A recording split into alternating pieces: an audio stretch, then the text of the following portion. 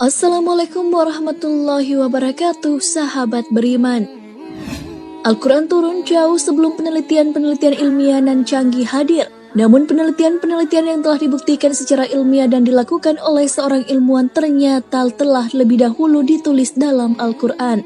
Bagaimana mungkin? Ya, tentu saja karena Al-Quran mengandung kebenaran. Sejumlah ilmuwan heran ketika mendapati penelitiannya telah ada dan dijelaskan dalam Al-Quran. Nah, fenomena apa sajakah yang telah terbukti kebenarannya secara ilmiah dan sebelumnya telah dijelaskan dalam Al-Quran? Ini dia ulasannya. Fenomena bertemunya dua lautan. Ada pertemuan dua lautan antara Samudra Atlantik dan Mediterania, namun kedua aliran air dari keduanya tidak bercampur satu sama lain. Jacques Yves Cousteau merupakan seorang oceanographer yang berkebangsaan Prancis menemukan pertemuan dua lautan tersebut. Menurut oceanographer itu, fenomena ini seperti ada dinding yang membatasi kedua aliran air tersebut sehingga tidak bercampur. Seorang muslim pun memaparkan kepada Cousteau bahwa fenomena ini sudah dijelaskan dalam Al-Quran. Dia membiarkan dua lautan mengalir yang keduanya kemudian bertemu. Antara keduanya ada batas yang tidak dilampaui masing-masing. Quran Surah Ar-Rahman ayat 19 hingga 20. Fenomena ini pun juga ada dalam surah lain, dan dialah Allah yang membiarkan dua laut mengalir berdampingan, yang satu tawar dan segar, yang lainnya asin. Dia jadikan antara keduanya dinding dan batas yang tidak tembus. Quran Surah Al-Furqan ayat 53. Masya Allah, maha benar Allah dengan segala firman-Nya. Api di dasar lautan. Api di dasar lautan ini ditemukan oleh ahli geologi Rusia yaitu Anatol Zbagovic dan Yuri Bogdanov dan ilmuwan yang berasal dari Amerika Serikat Rona Klein. Mereka menemukannya ketika meneliti mengenai kerak bumi dan patahannya di dasar lautan di lepas pantai Miami. Fenomena ini mirip seperti lava cair yang mengalir dan disertai abu vulkanik, seperti gunung berapi di daratan yang memiliki suhu sampai 231 derajat Celcius.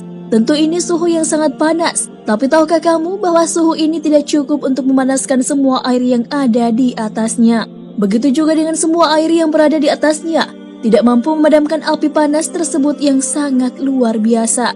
Kejadian ini sebenarnya telah tertulis dalam Al-Quran, demi Bukit Sinai dan kitab yang tertulis pada lembaran yang terbuka, dan demi Baitul Makmur atau Ka'bah, dan demi langit yang ditinggikan, dan demi laut yang di dasarnya ada api. Quran Surah At-Tur ayat 1 hingga 6.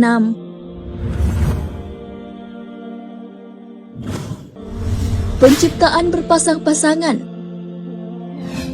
Seorang ilmuwan asal Inggris bernama Paul Dirac mengungkapkan hasil penelitiannya bahwa materi diciptakan secara berpasang-pasangan.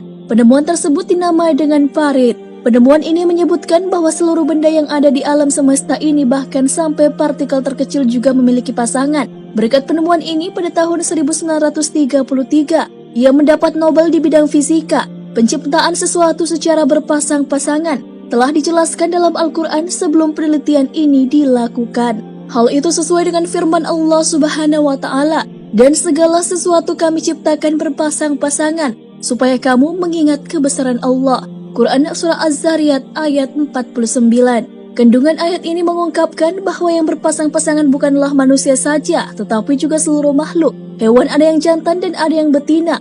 Bahkan sampai tumbuhan pun ada pasangannya, ada jantan dan betina layaknya hewan. Hal itu telah diungkapkan oleh ilmuwan botani modern. Terkait tumbuhan yang berpasang-pasangan juga sudah tertuang dalam Al-Quran sejak diturunkannya Al-Quran 14 abad lalu. Dan dia menurunkan dari langit air, maka kami keluarkan dengannya berpasang-pasangan dari tumbuh-tumbuhan yang beraneka ragam, warna dan juga rasa. Quran Surah Toha ayat 53.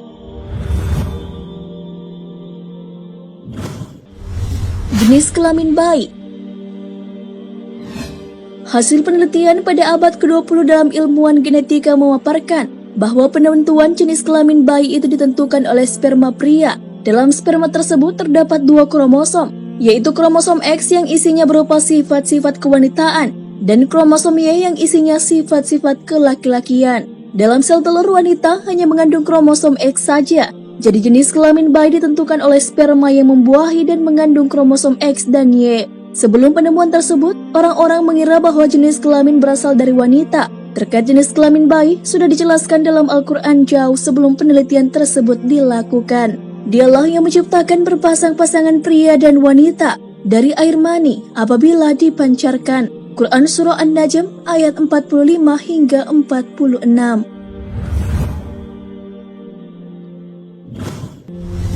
Jasad Fir'aun yang masih utuh. Presiden Prancis menawarkan bantuan kepada kerajaan Mesir pada tahun 1975 untuk mempelajari, meneliti dan menganalisis mumi Fir'aun atau Ramses II yang amat terkenal. Fir'aun yang dimaksud di sini adalah Fir'aun yang hidup pada zaman Nabi Musa alaihissalam. Fir'aun tersebut tenggelam di Laut Merah ketika mengejar Nabi Musa alaihissalam. Penelitian yang dipimpin oleh Profesor Dr. Maurice Bosaili berhasil mengungkap bahwa terdapat sisa-sisa garam yang masih melekat pada jasad tersebut. Hal ini telah dijelaskan dalam Al-Quran sebelum penelitian ini dilakukan.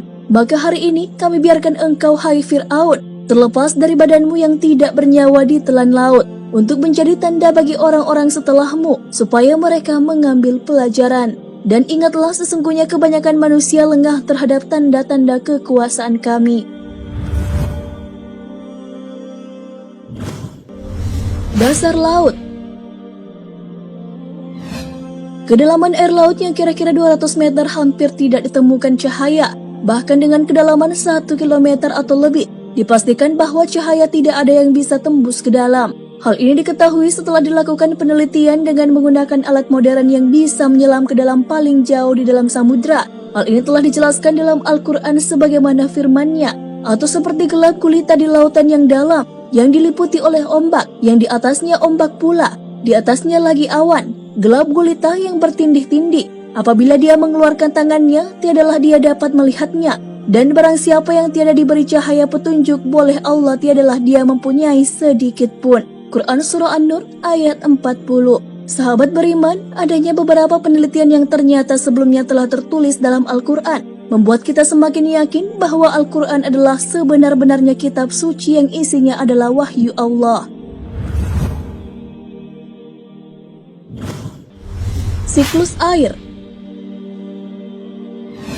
Sahabat beriman, ketika kamu bersekolah pasti belajar IPA. Dalam pelajaran IPA tersebut, proses terjadinya hujan terjadi melalui beberapa tahapan. Air yang ada di permukaan bumi, baik itu di lautan, sungai maupun di kolam, akan menjadi uap ketika terkena sinar matahari. Uap inilah yang akan naik ke udara dan kemudian menggumpal dan membentuk awan. Awan ini pun bisa dibawa kemana saja oleh angin, sesuai kehendak Allah Subhanahu wa Ta'ala. Jika kandungan air dalam awan tersebut sudah jenuh, hujan pun turun dan nantinya air itu akan kembali lagi ke lautan. Proses ini pun ternyata telah dijelaskan dalam Al-Quran. Allah dialah yang mengirimkan angin, lalu angin itu menggerakkan awan dan Allah membentangkannya di langit menurut yang dikehendakinya dan menjadikannya bergumpal-gumpal. Lalu kamu lihat hujan yang keluar dari celah-celahnya. Maka apabila hujan itu turun mengenai hamba-hambanya yang dikehendakinya, tiba-tiba mereka menjadi gembira. Quran Surah Ar-Rum ayat 48.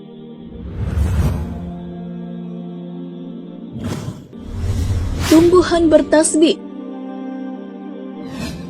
Majalah sains terkenal bernama Journal of Plant Molecular Biology mengungkapkan hasil penelitian tentang suara ultrasonik yang berasal dari tumbuhan. Penelitian dilakukan oleh tim ilmuwan yang berasal dari Amerika Serikat. Penelitian yang dipimpin oleh Profesor William Fromm ini merekam dan menyimpan suara ultrasonik yang berasal dari tumbuhan, kemudian diubah menjadi gelombang elektrik optik yang bisa ditampilkan ke layar monitor dalam bentuk rangkaian garis. Ternyata garis-garis tersebut membentuk lafaz Allah yang belakangan diketahui bahwa itu adalah kalimat tasbih. Fenomena ini ternyata telah dijelaskan dalam Al-Quran dan tak ada sesuatu pun melainkan bertasbih dengan memujinya.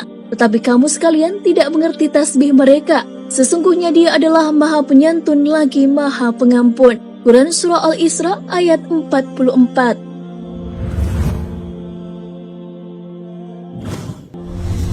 Ciri khas setiap manusia adalah sidik jari. Salah satu bagian tubuh manusia yang bisa digunakan untuk dijadikan sebagai acuan identifikasi adalah sidik jari. Karena sidik jari manusia adalah ciri khas setiap orang. Bahkan sidik jari menjadi metode yang digunakan dalam penyelidikan. Rupanya hal tersebut dijelaskan dalam sebuah buku berjudul Miracle of Al-Quran dan As-Sunnah. Setelah penelitian tentang sidik jari pada tahun 1880 yang dilakukan oleh Sir Francis Galton, Dilansir dari okezone.com, hal inilah yang menjadi salah satu alasan polisi menggunakan sidik jari dalam mengidentifikasi pelaku kejahatan. Sidik jari orang yang satu dengan orang lain tentunya berbeda, sehingga menjadi alasan untuk digunakan mengenali pelaku tindak kejahatan. Perihal sidik jari telah dijelaskan dalam Al-Quran. Apakah manusia mengira bahwa kami tidak akan mengumpulkan kembali tulang belulangnya? Bahkan kami mampu menyusun kembali jari jemarinya dengan sempurna. Quran Surah Al-Qiyamah ayat 3 hingga 4. Sidik jari sebagai ciri khas dari setiap orang menjadi alasan digunakannya sidik jari sebagai kartu identitas yang juga digunakan di seluruh dunia. Selain itu, sidik jari juga digunakan pada smartphone sebagai sistem keamanan karena sidik jari dinilai mampu menjaga keamanan data dalam perangkat teknologi.